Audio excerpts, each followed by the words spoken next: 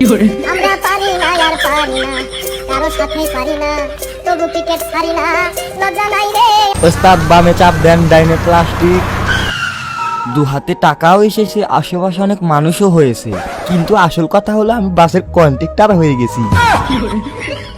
কি বলবো, যাই হোক। জাতীয় দলে খেলাকালীন সময়ে এত ডাক মারছি, এখন আমি ডাক কুমার দাস হয়ে গেছি। ও সকিনা গেছস কিনা ভুললা আমারে, আমি এখন রিস্কা চালাই ডাহা শহরে। এই চলে গেল গাবতলী মহাখালী যাত্রাবাড়ি গুলিস্থান। জানে কিছু ও জানে, ও চড়ছে নাকি বাসে না থাকছে তুই জানে? ওস্তাদ বামে চাপ দেন, ডাইনে প্লাস্টিক।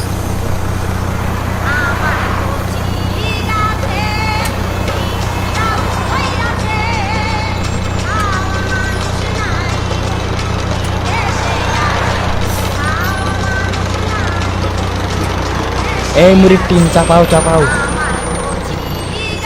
ওস্তাদ ব্রেক ব্রেক। এই চলে গেল গাবতলী মহাখালী যাত্রাবাড়ি গুলিস্থান। বড় ভাই কই যাইবেন? ভাই গুলিস্তান যাউন যাইবো।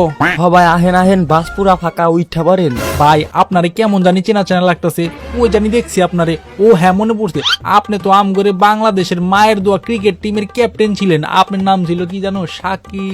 ও হ্যাঁ মনে পড়ছে, সরুম আল হাসান। থুব্বু, সাকিব আল হাসান। তা ভাই আপনার এই অবস্থা কেমনে? Is this a joke?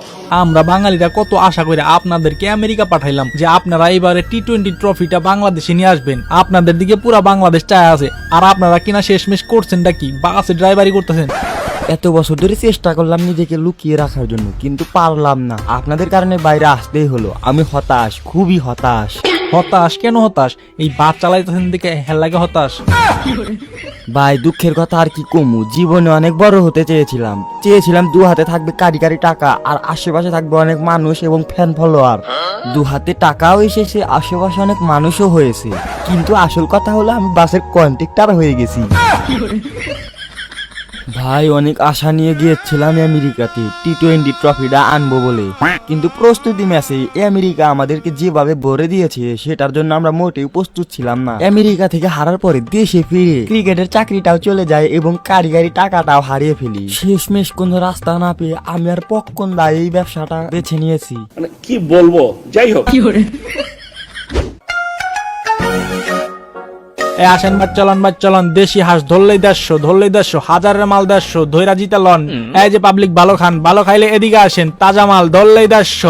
বড় ভাই এই যে হাঁস লন, যেটা ধরবেন ওটাই 150। এই হাঁসগুলা একদম আমার হাতে গড়া। লিটন কুমার লিটন কুমার দাস, আপনি হাঁসের ব্যবসা করতেছেন, ব্যাপারটা কি?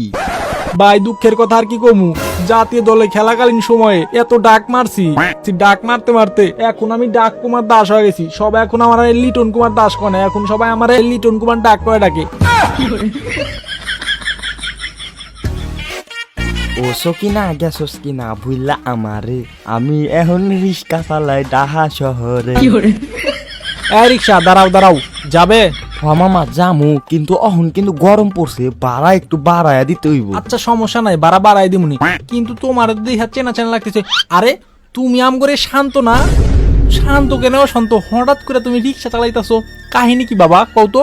ভাই জান দুঃখের কথা আর শুনতে চাই না, চলেন আপনারে নামায়া দেই। নামায় তো দিবা, কিন্তু বাবাজি তোমার এই অবস্থা কে? খান সাহেব আপনি তো মান সম্মান নিয়ে ক্রিকেট থেকে বাইর হইলেন, কিন্তু আমরা তো মান সম্মান নিয়ে ক্রিকেট থেকে বাইর হইতে পারলাম না। আমেরিকার মতো একটা বাচ্চা দলের লগে হারার পরে বাংলাদেশ আর আমগরে মাইনা নিতে পারে নাই। শেষমেশ আমগরে ক্রিকেট থেকে বরখাস্ত করে দিছে। অহন পেটের দায়ে রিস্কা চালায়া জীবন যাপন করতেছি।